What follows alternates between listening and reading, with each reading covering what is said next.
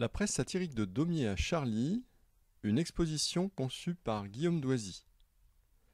Si la caricature a une origine ancienne, la presse satirique émerge au début du XIXe siècle. Jusque-là, les images caricaturales se diffusent sous la forme de feuilles volantes, vendues en devanture d'échoppe ou par des colporteurs.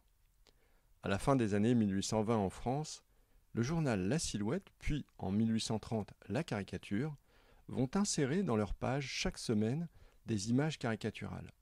Le journal satirique illustré est enfin né. Chaque semaine, le lecteur s'imprègne d'une double rhétorique, celle des textes et celle des images, les deux se nourrissant l'une l'autre pour donner naissance à une véritable culture satirique portée par le journal et ses lecteurs.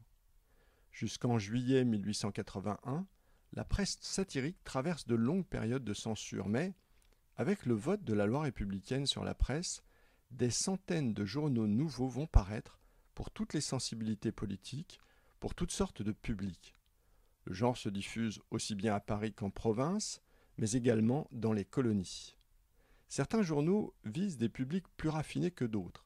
Des hebdomadaires se spécialisent dans la grivoiserie, d'autres se focalisent sur l'humour, la vie militaire ou encore la lutte anticléricale. La plupart s'intéressent tout spécialement aux débats politiques qui agitent la société pendant les décennies qui précèdent la Grande Guerre.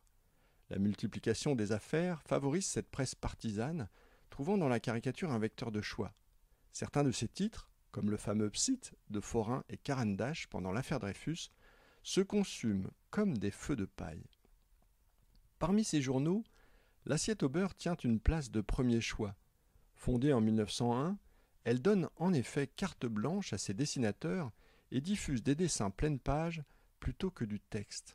Par la virulence de ton de certains de ses numéros, l'Assiette au beurre s'inscrit dans une tradition de violence caricaturale qui remonte en France à la Révolution de 1789 et que l'on retrouvera plus tard avec Charlie Hebdo notamment. L'exposition La presse satirique de Daumier à Charlie évoque cette histoire, s'intéresse à la typologie de ces journaux, à leurs différentes fonctions sociales.